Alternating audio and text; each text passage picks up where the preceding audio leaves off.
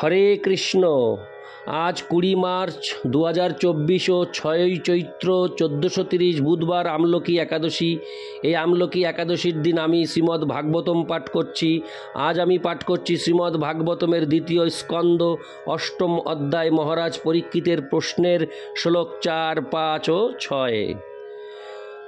অডিওর শুরুতে আমি আমার সকল ভক্তিমতী মা ও ভক্তবৃন্দের কাছে করজোরে আবেদন করছি, আপনারা আমার এই ছোট্ট ইউটিউব চ্যানেল জীবনের পূর্ণতাকে সাবস্ক্রাইব করে আমাকে আশীর্বাদ করুন ও আমার পাশে থেকে আমাকে সহযোগিতা করুন। হরে কৃষ্ণ। নারায়ণ হে নারায়ণ ভব ভয় হরেণম নারায়ণ লক্ষ্মীকান্তম কমলনয়নম মঙ্গল চরণম নারায়ণ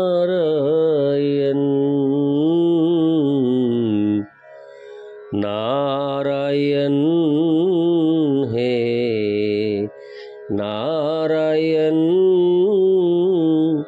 ভব ভয় হরণম নারায়ণ। শ্লোক 4। শৃণ্বত শ্রদ্ধয়া নিত্যং গৃণতশ্চ সচেষ্টিতম কালেন নাতি দীর্ঘেন ভগবান বিশতেরিদি। অনুবাদ: যারা নিয়মিতভাবে শ্রদ্ধাপূর্বক শ্রীমদ্ ভাগবত শ্রবণ করেন তাদের হৃদয়ে পরমেশ্বর ভগবান শ্রীকৃষ্ণ অচিরেই প্রকাশিত হন। তাৎপর্য: সহজিয়া বা প্রাকৃত ভক্তরা উপযুক্ত যোগ্যতা অর্জন না করেই চাক্ষুষ পরমেশ্বর ভগবানকে দর্শন করতে চায়। এই প্রকার কনিষ্ঠ ভক্তদের ভালোভাবে জেনে রাখা উচিত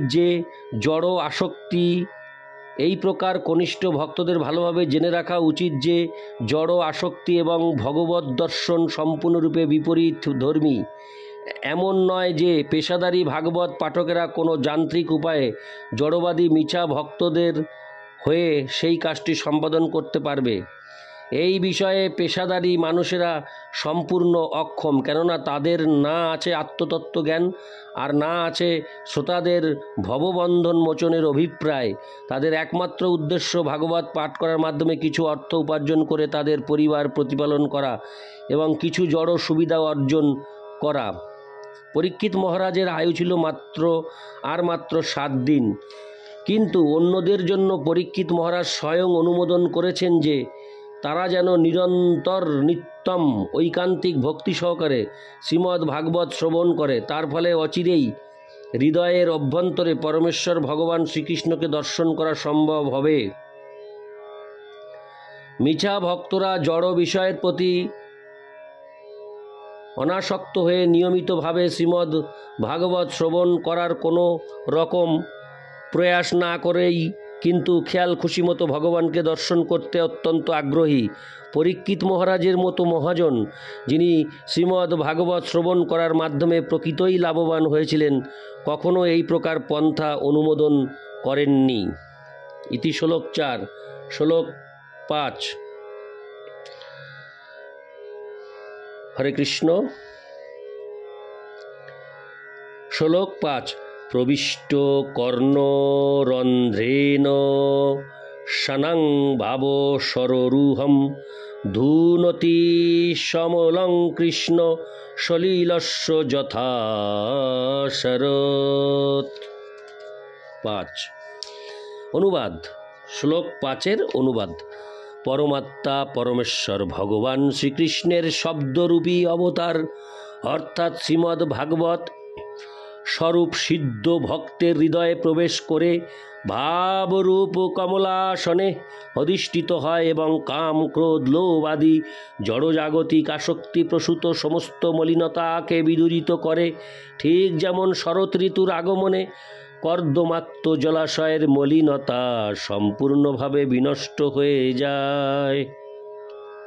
তাৎপর্য: কথিত হয় যে ভগবানের একজন শুদ্ধ ভক্ত এই পৃথিবীর সমস্ত পতিত জীবদের উদ্ধার করতে পারেন।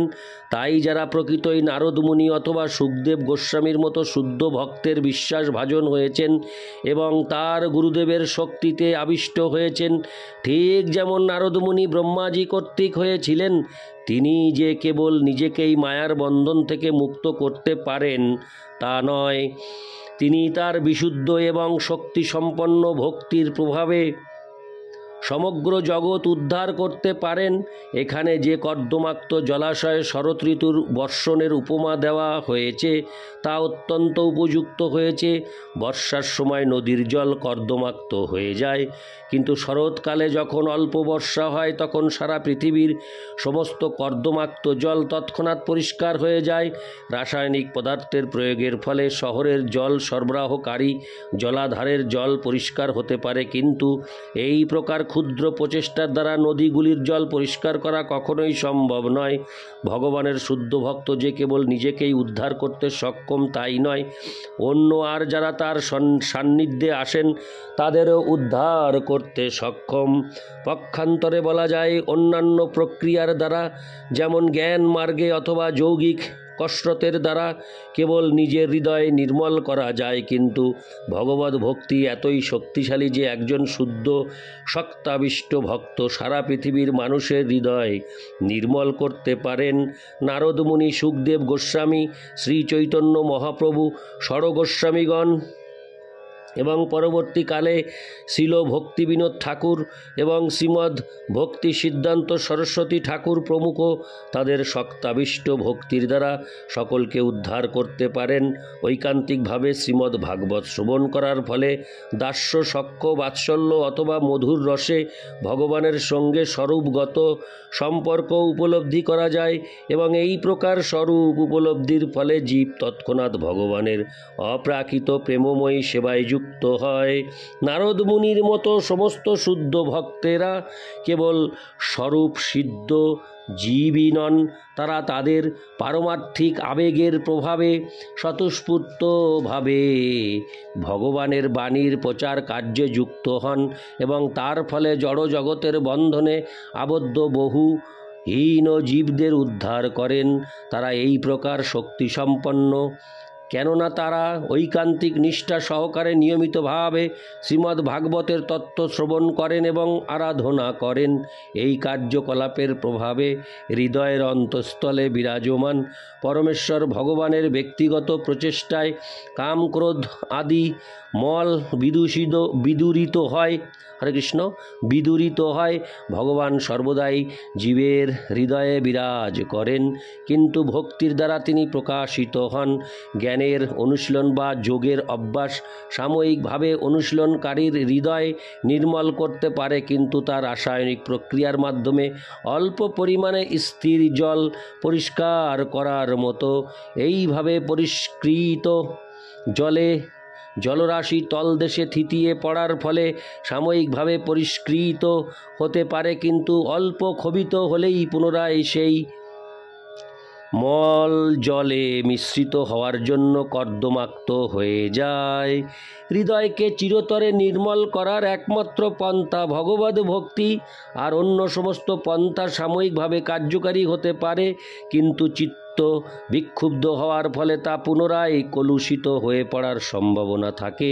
নিয়মিতভাবে সর্বদা ঐকান্তিক একাগ্রতা সহকারে ভগবদ ভক্তির পন্থা মায়ার বন্ধন থেকে মুক্ত হওয়ার সর্বশ্রেষ্ঠ উপায় বলে অনুমোদিত হয়েছে। ইতি শ্লোক 5। শ্লোক 6। ধৌতাত্তা পুরুষ কৃষ্ণ পাদ মূলং মুঞ্চতি মুক্ত সর্ব পরিক্লেশ পান্ত সশরণং যথা। অনুবাদ: ভগবদ ভক্তির প্রভাবে যার হৃদয় নির্মল হয়েছে, ভগবানের সেই ভক্ত কখনোই ভগবান শ্রীকৃষ্ণের শ্রীপাদ পদ্মের আশ্রয় পরিত্যাগ করেন না, কেননা সেখানে তিনি পরম তৃপ্তি লাভ করেন। ঠিক যেমন দীর্ঘ ক্লেশকর পথ ভ্রমণের পর গৃহে প্রত্যাবর্তন করে পথিক সম্পূর্ণরূপে তৃপ্ত হয়, তাৎপর্য, যে পরমেশ্বর ভগবান শ্রীকৃষ্ণের শুদ্ধ ভক্ত নয় তার হৃদয় কখনো সম্পূর্ণরূপে নির্মল হতে পারে না, কিন্তু যার হৃদয় সম্পূর্ণরূপে নির্মল হয়েছে তিনি কখনো ভগবত ভক্তি পরিত্যাগ করেন না।